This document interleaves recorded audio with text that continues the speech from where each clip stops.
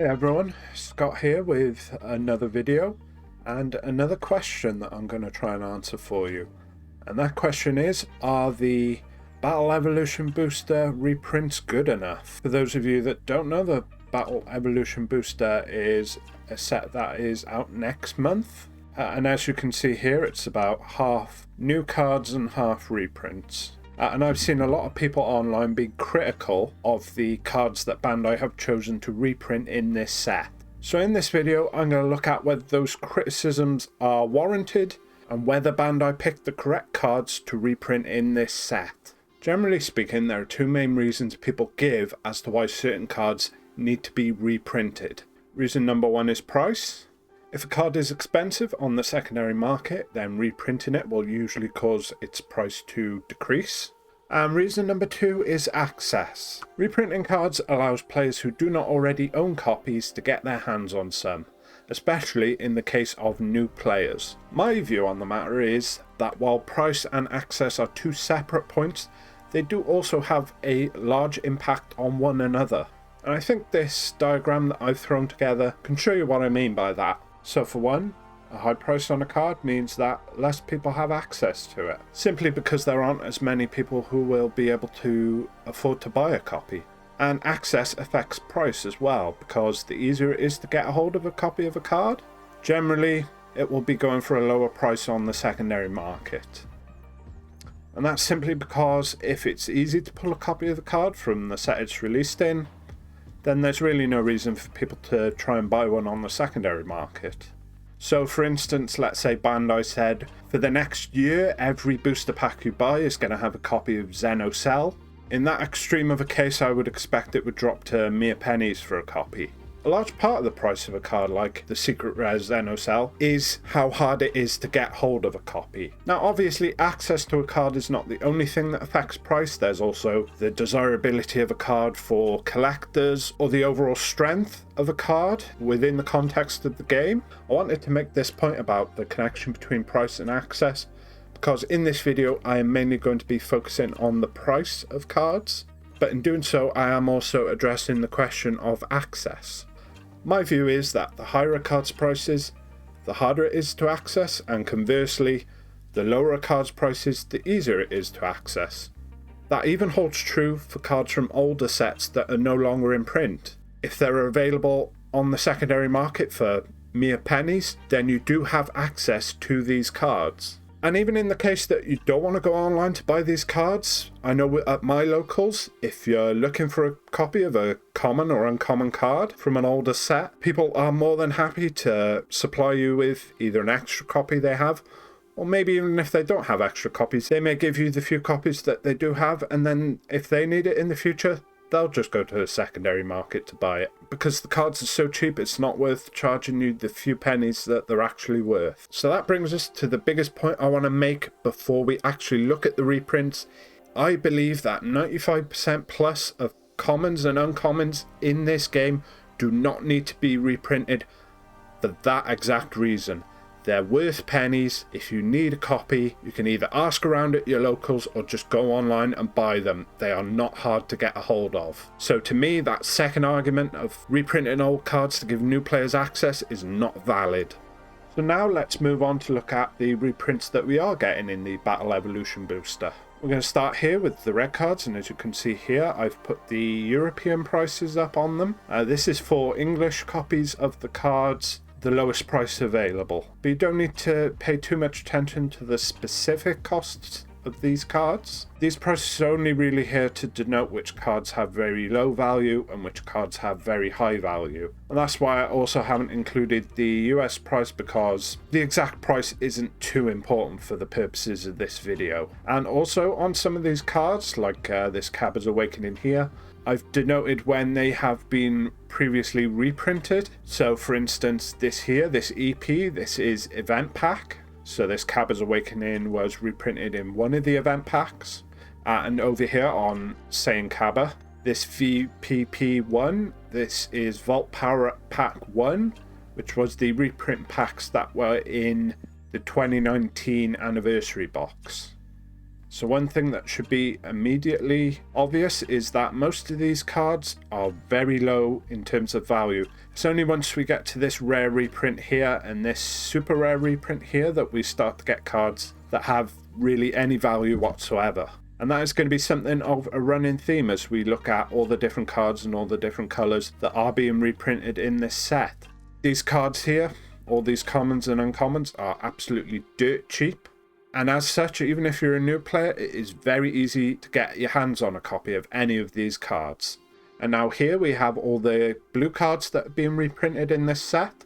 And we come to our first standout common in terms of price, which is Senzu Bean. This was printed as a common all the way back in set 1, but is still one of the best cards in the game, by far the best common in the game, and despite being reprinted in both the Vault Power-Up Pack 1 and the Magnificent Collection, it still does hold a lot of value, at least in terms of a common. And really, I think that means Senzu Bean is the only of these blue commons you could realistically argue needs a reprint. And when we look at the blue uncommons, there is one standout card here, the Master Roshi Negate from DB1, so Draft Box 4.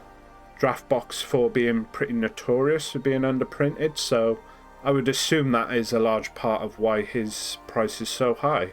And also here we have our first example of starter deck cards that are being reprinted, or in the case of this Gogeta, it's a starter deck card, and this Android 21 is an expert deck card. And then the outstanding card in this set in terms of value is again the super rare. In this case it is Obuni After Image Slash from DB2, so that is Draft Box 5, which is another set that generally people consider to have been underprinted. Let's move on to the green reprints now, and again, all of the commons are at those rock bottom prices. And really the only card outside of the rare and super rare worth talking about is this Defending Father Paragus from the Broly Set 6 starter deck. I remember this card being a lot more expensive than this when I first started playing the game. And arguably it should have been reprinted a lot sooner, because now I don't think it's even still the best green super combo card in the game. I think the Great Saiyaman from Set 11 has that distinction now. But still, this Paragus does have some value. One thing to note about these two green starter deck cards is they were both reprinted in the most recent event pack. So really, these cards were only just reprinted and now they're being reprinted again in this set. That is a bit suspect to me, especially with this Chilai here. But then if we move on to the green rare that is being reprinted, this Super Saiyan Rose Goku Black. This probably was a good choice on Bandai's part. And then the big money card, the super rare, is this Ribrianne Punishing Passion. Again from DB2, so that's Draft Box 5. And that is one thing to note, that all these super rares being reprinted in this set are from either Draft Box 4 or Draft Box 5. And moving on to the yellow reprints, there are actually so many that I've had to split it up across two different images. So this is just the commons here. And as we can see here, the only other standout common in terms of value, Flying Nimbus. Again, much like Senzu Bean, it was reprinted in Vault Power-Up Pack 1. With how much of a staple this card is, you could maybe make the argument that it still needed a reprint. Personally, I might disagree with that. I don't think €1 is too high of a price for a card that is as strong as Flying Nimbus still is. But outside of Nimbus, there really is no other card that is even debatable as to whether or not it needed a reprint. Especially when we look at these two cards down here that were printed back in Set 9. Set 9 did not come out that long ago. And then we move on to the second half of the yellow reprints. And when we look at the uncommons here, there's only really one card again that is standout in terms of price, which is this Pan here, which again is another Draft Box 4 card. And then when we look at the rare down here, Universe 9 Assemble, despite being reprinted in the most recent event pack, it still does have a lot of value to it. And then we have the only feature rare that is being reprinted in this set. And I do think it is a bit weird for them to reprint this card but not reprint the Goku that goes with it. And then the big money super rare reprint is Basil Fatal Rampage. And then finally we have the black reprints we're getting in this set. One notable thing to point out is that there is not a super rare being reprinted in black. And this WP here on Remote Serious Bomb just denotes that it was printed in a winner's promo. And with no super rare being reprinted in black, there really is no card here that has any value whatsoever. So getting back to the question, are the reprints good enough? For me, no, I wouldn't say they are good enough.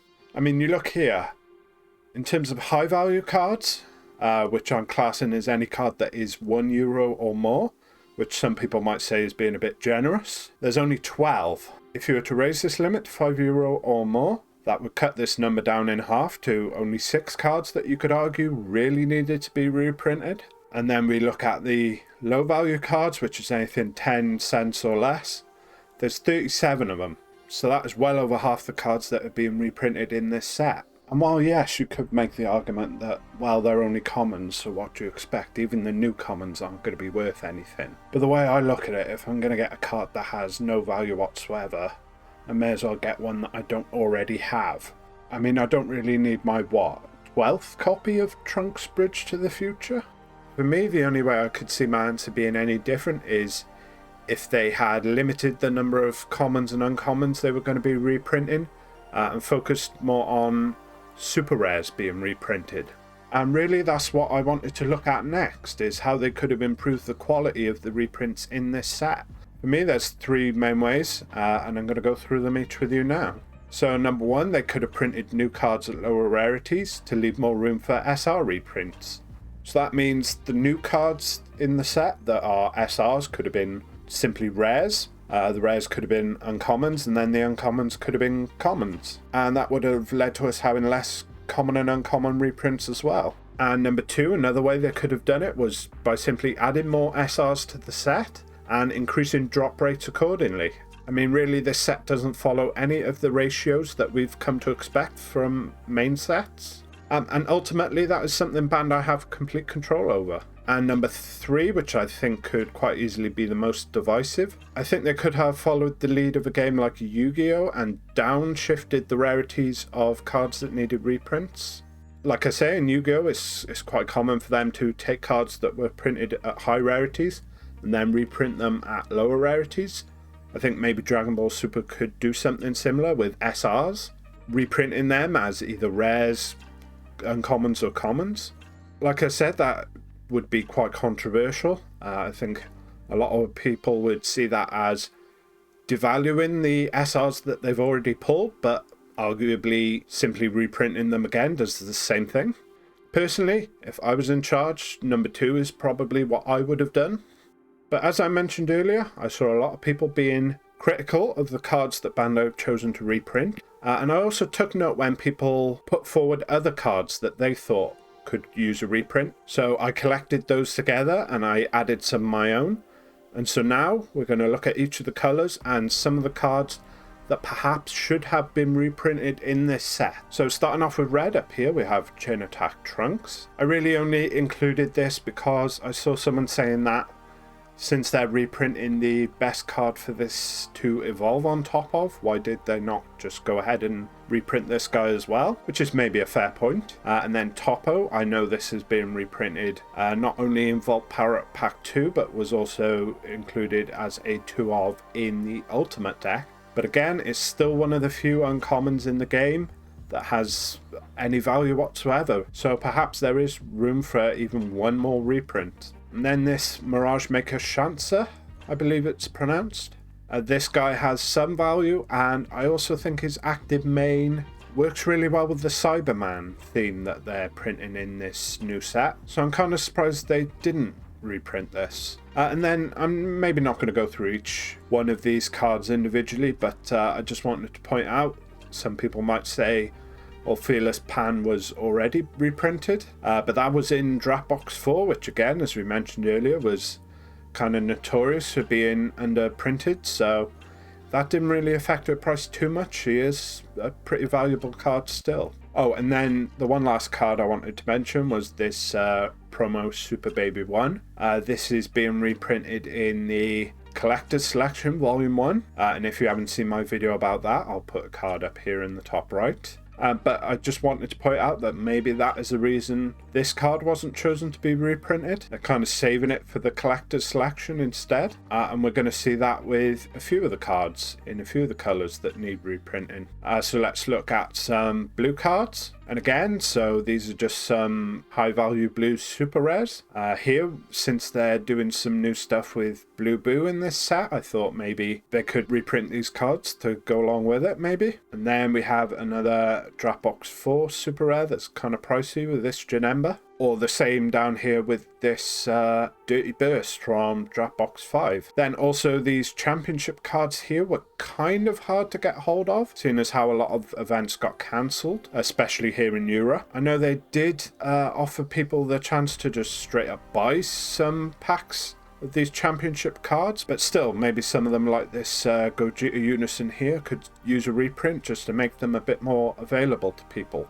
We have this Goku Black, which again is being reprinted in Collector's Selection Volume 1, so maybe that's why they didn't include it. And this Heroic Prospect Trunks, I know this card has been reprinted and sent out to stores to give away, I believe, when people buy products. But one thing I just wanted to point out is this is only one of 3 cards, and I believe the packs that are being sent out are limited to like 32 packs per store. So that means that there's probably only going to be about 10 of these guys given out per store, and his price would suggest that maybe he needs a reprint on top of that as well. And then we look at some of the green cards that maybe could have used a reprint. I was very surprised not to see this Dispo, especially with him only being a rare. And then the most expensive card on this page, and the one that might be most controversial, is Dormant Potential Unleashed. With this only being released in set 10, I could definitely see the argument that it's too soon for a reprint. But this card is at an insane price at the moment. And honestly, I'm just kind of disappointed it was even printed as a super rare to begin with. I think if Bandai are going to make staple cards like this, they really shouldn't be putting them in the super rare slot,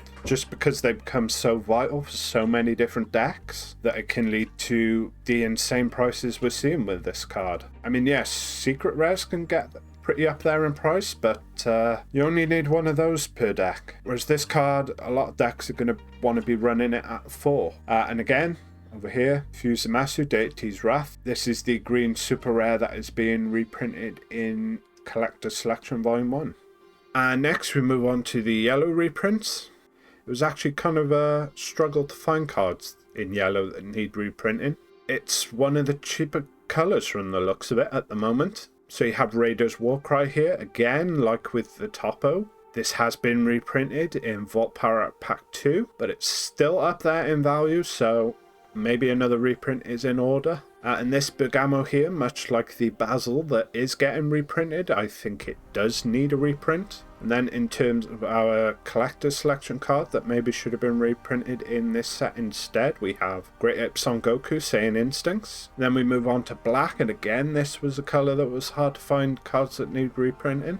And again, people may argue with like, does a set 10 super rare need to be reprinted this soon? But especially with a card like this Mechikabra that is so good in the side deck. I know a lot of people are running this card in big tournaments. There is a lot of demand for this card, so I would argue that maybe, yeah, it should have been reprinted in this set. And up at the top here, all these guys are rares, so I'm surprised not even one of these was chosen to be reprinted. Especially a card like this, not even a scratch. I really would like to get my hands on a few copies of this. Down here, this Koitsukai Mechanical Courage. This is currently one of the more expensive super rare cards in the game, so perhaps they could have included this as a reprint. So that brings us to the end of this video. Do you agree with my assessment? Do you disagree? Are there some cards that you think should have been reprinted? Let me know in those comments down below, and thank you for watching.